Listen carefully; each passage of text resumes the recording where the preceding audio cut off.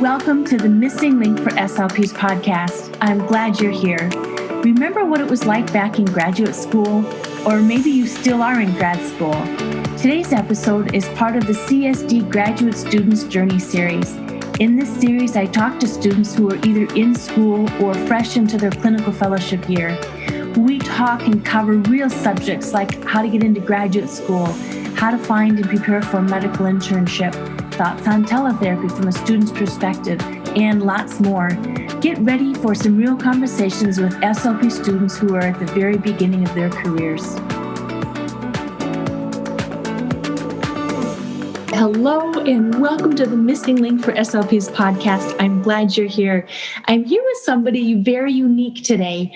Her name is Deanna Latimer Hearn, and she received her Bachelor of Science degree in Communication Sciences and Disorders with a minor in French Studies from Northwestern University. She completed her Master of Arts degree in Speech Pathology at George Washington University, and she's an avid traveler and has served as a multilingual speech pathologist and educational consultant since 2002, holding positions in Illinois, France, Japan, Maryland, and Texas. Wow, she's been around the world.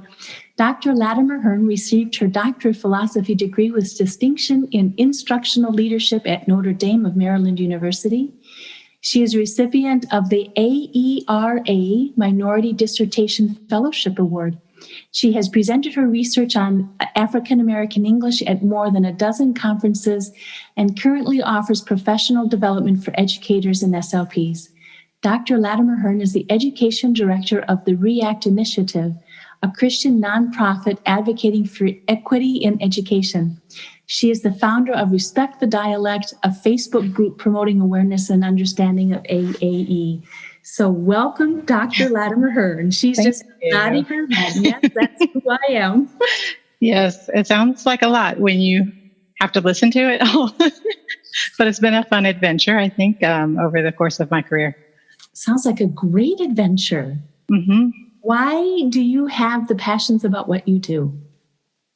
That's a very good question. I think the biggest thing for me is really giving people a voice. I think that's part of what kind of drives what I do. I think that's kind of what turned me onto this profession. And so I think any opportunity I have to empower somebody else to speak up for themselves or to be able to advocate for themselves is awesome and rewarding for me in and of itself. I think that's one thing many of us speech pathologists love to do, whether it's in the area you're working in researching in, or talking in, or myself, I'm a voice professor, or some of the other passionate speech paths that we know. Mm-hmm. We just love giving the people we work with a voice. Yes, I think that's something that we all have in common, like you said. How did you get into the field of speech pathology and decide where you wanted to go?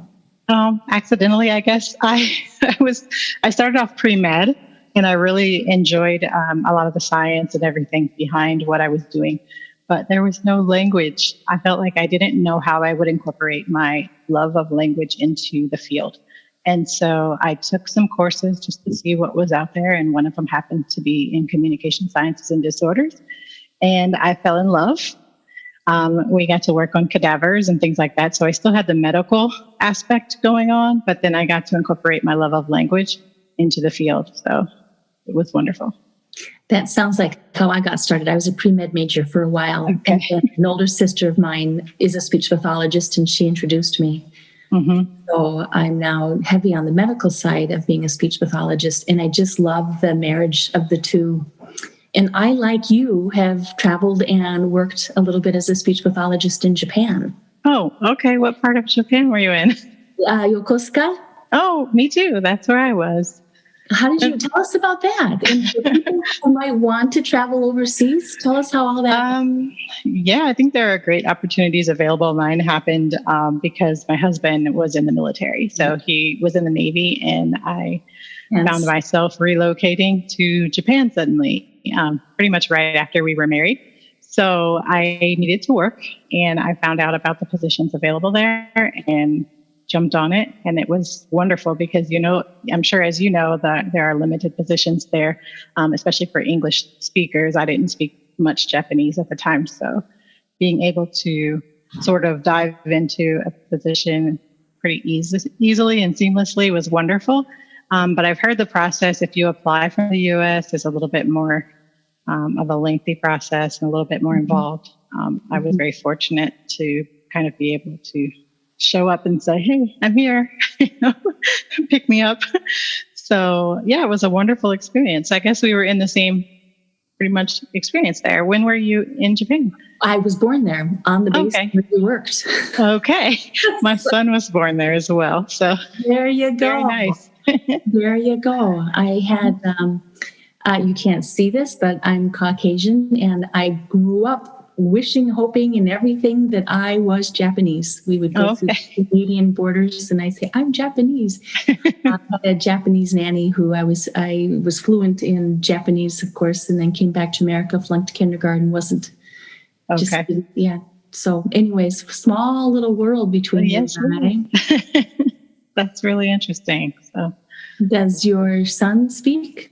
No, not at all. We actually moved home we actually moved to Maryland, I should say. That wasn't home necessarily, but back to the U.S. when he was about 7 months old. So he didn't really have much of a Japanese experience, given that his only thing that made him, kind of unique was he got a passport right after he was born. But other than that, he has no recollection of it. Oh, good stories anyways. It's a really fun story to say I was made in Japan. Exactly. So tell us about the research that you do. So my research focuses on African American English and how speech language pathologists and educators are basically doing diagnostic procedures or teaching students in that speak the dialect. My research for my doctoral dissertation showed that only 24% of SLPs were receiving consistent training to support speakers of AAE or to accurately assess them, which is problematic. And a lot of the initiatives we see in education kind of focus on the Black-white achievement gap. And I think in a lot of ways we're contributing to that if we're not accurately assessing students who speak a different dialect. So that's kind of what made that of interest to me. And I started the group on Facebook because now things have changed and shifted so much in terms of research that you really have to find unique ways to reach the audience. So having a group has enabled us to have, kind of open dialogue about the things that maybe are challenging, people have questions about, and to offer some resources and extra reading or videos or things like that for people to watch if they want more information. Tell us about the specific groups that you do manage and are involved with on Facebook and some of the projects you're in. So I have the Respect the Dialect group. That's the group I was referencing that we discuss African American English in primarily. I also have a website that's affiliated with the group. As of right now, it's pretty bare bones, but I'm working towards maybe having some additional resources available there. I also do some consulting and speech pathology services on the side. And then I have a nonprofit organization that that just became an ASHA CE provider a couple of weeks ago. And so we'll begin to provide some training in this area and be able to offer the continuing education units, hopefully, moving forward. So training for specific individual speech pathologists? I primarily focus on school-based services, but yes, for speech pathologists, for educators. I'm also an approved provider in the state of Texas for the Texas Education Agency. So I can offer CEUs to educators here. And what is your website? I have a couple. So the main one for me personally is dlhearn dlhearn.net. That's dlhearn.net. I was getting ready to give you my email address. That would be incorrect. And then I also have respectthedialect.com. And then the Facebook group is also called Respect the Dialect. You can search it there. I like the name of that group. Thanks. That just carries a statement about it. Yeah. Presence about it. This is who we are and this is what we're doing. So respect the dialect. Yes. Your If I may, I'm sorry, I have one more. I forgot about React Initiative. So the nonprofit can be found at ireact.org. All right. And if you come to my website, which is freshslp.com, and look for your show notes, you are going to be, I think, episode 36. Okay. Or 37. And there'll be a full page dedicated to you. And great. This interview here and your show notes and everything will be on there. So people listening today can go find all of these references and they'll just be able to click. Everything will be hyperlinked. Thank you. So tell us what you're doing to close the gap. That's a great question. So I have primarily worked in the school setting. And as you mentioned, I've worked in Illinois and Maryland and in Texas as well. I found it very frustrating that I personally was doing things to support accurate assessment and actually validating students' perception of the way that they talk. Personally doing that was great, but I was receiving a lot of IEPs that still targeted dialect. So it was as if I was doing all of the work for it, but the message wasn't really getting out there, which really made me want to go back to school and learn more about it. And I went back for my doctorate in educational leadership so that I could have a little bit more of an influence on how we do things in the school setting specifically. So I began, I'd say, close to kind of the end of my time in grad school 2.0, I call it. I began to do more professional development, a lot of presentations at different conferences. And I did some, statewide, nationwide, and then I did even one overseas in South Africa a couple of years ago. So I was trying really hard to get the information out there. And so those presentations were typically in speech pathology conferences or educational conferences. And then I started the group, like I mentioned. I've been on a couple of podcasts and had other opportunities to collaborate with some other professionals. And I'm back to the writing part now. So that kind of got stunted a bit, but I'm back to doing that. So hopefully I'll have something to publish in the near future. We'll see. If you could wave a magic wand and get the message out there that you want to get out there about the gap, what would you say? Well, for me, I think my perspective on the gap is a little different. So I think that we focus a lot on the achievement gap, but we don't really highlight that there is a difference in resources being offered and opportunities being offered. And then we also don't look at some of the political positioning of the gap and what is used to kind of reiterate in the schools. And so I think I would really want people to maybe take a step back from that very common narrative and really examine some of the underlying issues that are happening in our educational system, and maybe reframe how we're even discussing the gap in and of itself. What are some of those underlying issues? I think that if we're looking at educational opportunity, then we see that the types of schools that are offered in different communities, they vary. So the resources that are being presented, the access, it varies based on what your community looks like. And so if your community is under-resourced in terms of the educational opportunity, then your performance will be equally under-resourced because of the fact that you're not being exposed to the same opportunity for education. So then to highlight that there's a gap sort of places the onus on the groups rather than on the actual system that we're looking at.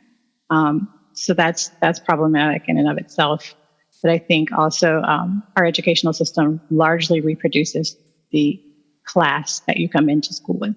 So if I come into school as a middle class individual, I come out of school typically in middle class. And we put this whole narrative out there about, if you work hard, if you're motivated, things will change.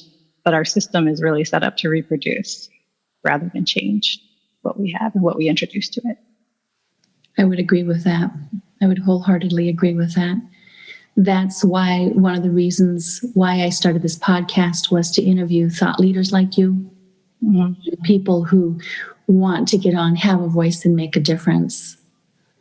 Yeah, it's hard, but this helps. It's hard and it's very slow. I'm hoping to get on to some bigger platforms like Asha Voices and things like that. Start just getting the word out there on whatever the topics that people are passionate about, and increasing awareness first and and foremost, I know Asha Leader had an article about AAE a few months ago, was it? Mm-hmm. I did one a few months ago, and Megan Brett Hamilton also had one in the same issue. I think it was January, February for us. Oh, so it was more than a few months ago. Yeah. Time flies. Feels like maybe 3 or 4 years ago, but yeah. If that's the one you're referencing, I'm not sure. There could have been something more recent. No, it was a front cover. It was a front cover. It was very colorful, red and yellow, and AAE. It really jumped out at me. Mm-hmm. So for the person who is just beginning to learn about some of this and understand the challenges, the difficulties, the I'm not sure if inconsistencies is the right word, inequalities, how would you recommend somebody start educating themselves? Well, that's a good question. I would say, I think that we're all a little bit aware that there are some differences out there. We see it on our standardized assessments. There are indicators that say, oh, this might be an alternate answer. I think just there's tons of research. There's so much research. Yeah. This started probably in the late 60s, where it kind of was moving solidly in research in this field, and it's continued since then. It's the most researched dialect. I mean, I think that there's so many resources. I don't even know how to really answer the question. I think that it's all right there. I think the problem is that it is a pattern of speaking that belongs to a very marginalized group. A group that I'm a part of, since again, you can't see us here, but my group, I think that because of that and the stigma that's associated with it, it makes it very hard for people to take time and take effort and do what needs to be done. But it's all right there. It's literally just research everywhere. There's research in online, there's videos, there are podcasts, there are so many things available. And that's kind of what the Respect the Dialect group does, is kind of pool all of that so that people can start wherever they are. Mm-hmm. But that's kind of a challenging question to answer. Well, I'm glad you tackled it. Trying. I think, it would really depend on, how the person is approaching. Right. I prepared for you today, and I read through who you were and some of the things that you do. But that would have been one of my questions beforehand. Where do I even start? Mm-hmm. I understand the difference. We understand, but where do we, I'm trying to be the best that I can be. And where do I start? Yeah. And that's part of, I guess, my perspective being a little different. A lot of people, again, are starting kind of in the classroom or in the therapy room and starting from the bottom up. And I went back to school so that I could say, hey, we need to really address the systems and the things that we have in place, the policies.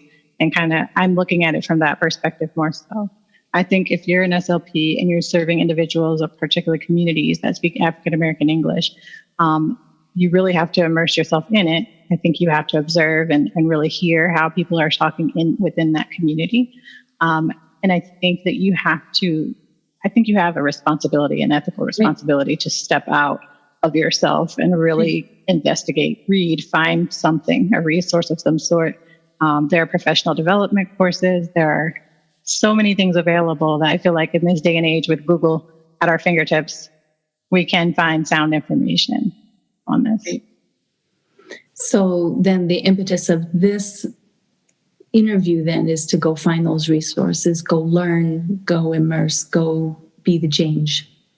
Yes, I think it's part of that advocacy piece. And I think that at the time that we find ourselves in our nation right now, just with the attention being on a lot of the race and class issues that our nation has going on, I think it's a good time to really find out, or to equip yourself and really investigate whether or not you're perpetuating biases or actually supporting individuals in their cultural linguistic expression. And that's a challenge for all of us. That's not something I'm saying certain groups have to do and others don't. Everyone has to do it, because we're such a diverse place and we're such a diverse nation that we really all have to invest in that process. And do it with a degree of honesty and authenticity. Yes. with no shame, no judgment, but this is where I am and this is where I want to be and where I need to go. Yeah. And I think we're all learning in some way, and we've all been at the very first baby steps of it. And we've all been at I know this part, but I don't know that over there, So I think having some humility in that and just stepping out there. I enjoy being in the position where I'm at a university and working with students, on Facebook and throughout, because I have the opportunity to plant thoughts, seeds, ideas that go beyond the standard. Okay, what are you going to use with this child for an assessment tool? Have you considered all of these other cultural, ethnical considerations of the child you're working with? We do. And that's huge. Yeah, it is huge because it takes that extra step. You're not looking at, the person, Parkinson's disease who happens, is Joe, but you're looking at Joe who has Parkinson's disease, or John who, speaks with AAE, African. So it's looking at the person. Am I correct on this? Yes, as a whole person, and yes, their entire situation, rather than what do I see being necessary for them. Right. So when you evaluate, you're finding the tools and a comprehensive evaluation to cover everything that you need to take into account. And to bring the person back to where they were functioning as a member of their community, because that's part of identity, and particularly in certain communities, community piece of it is very important. And so if I don't consider that, then I'm doing a disservice, or I'm not doing a complete job for that person in creating them, or I don't say creating, but recreating their communicative competence or supporting them in communicating. If I don't consider those pieces of that, then I'm really not facilitating anything that they're doing. I'm not supporting them fully. And I think that's so important. And kind of similar to what you were saying about with your class, I think it would be huge if we had more consistent training at in CSD programs. The programs don't explore minoritized populations very deeply. It's usually kind of a class in the semester, or it might be one specific class out of the entire study of speech pathology. And that speaks volumes to students without saying the words that it's not important, but it's very much on the periphery. Right. Raising that awareness and everything else is just very important. So next question, when did you have a moment of clarity in your field where you're like, this is what I want to do and where I want to go? I don't know that there was a moment of clarity. I think there were a number of moments of frustration, or, sort of feeling like I'm doing the same thing and I'm not seeing the results that I really want to see, and I'm not really supporting to the best of my ability the community that I'm trying to serve. So how can I do it better? I don't know that there was so much a moment that happened. That's good. Still, it was like this is where I want to go, and I'm going to go down this path. And you've been focused and you've done it. Words of encouragement for a new speech pathologist coming out, or someone who's been in the trenches for a little while? I'm going to go back to the advocacy, I think. I think first and foremost, I want to say, think outside of the box. Like, I think our careers can take us pretty much anywhere. As I've kind of shown that I've run all over the place, which has been great. But I think outside of the box and really explore your options, and think about how you can make the biggest impact on the field itself. But then again, going back to the advocacy, make sure that everyone has a voice. And as we do that, really allowing people space to express themselves and to share their perspective, then we make a better workplace, we make a better profession, we make a better nation altogether. So I think that as we start to allow people that space to do that, it's huge. So that's what I would say. Like, you have the tools to really help others and empower others to do that. You're right. That's why we do what we do, to give them that voice. Any favorite resources you'd like to share with us? Yeah. Can you think of any more things you'd like to share with us today? Any more final thoughts? I don't think so. I really don't know that I have anything else. You gave a very thorough interview, so I don't know that there's anything else that I feel was left out. Getting your doctorate was well worth it. Thank you. I hope so. I'm still figuring that part out because I haven't gone the traditional route with it, and so it's been a kind of an exploratory experience at this point, kind of delving into business rather than delving into, like academia and all of that. So trying to kind of find a balance there. Good. Well, tell us one more time where people can find you. So you can find me online. Hopefully I won't say my email address this time, but you can find me online at dlhearn.net. You can also find me at respectthedialect.com or at the Facebook group Respect the Dialect. And also my nonprofit is at ireact.org. Excellent. Thank you very much for your time today, Dr. Latimer. Thank you. Thank you. I appreciate the opportunity to be here. And thank you for what you're doing to promote awareness and raise the opportunity for people to speak and share their piece. Thank you. I appreciate you recognizing that. I'm trying to do my part to do whatever I can do. Yes, but that's a huge part of this, and that's a great service. So thank you for that. You're welcome.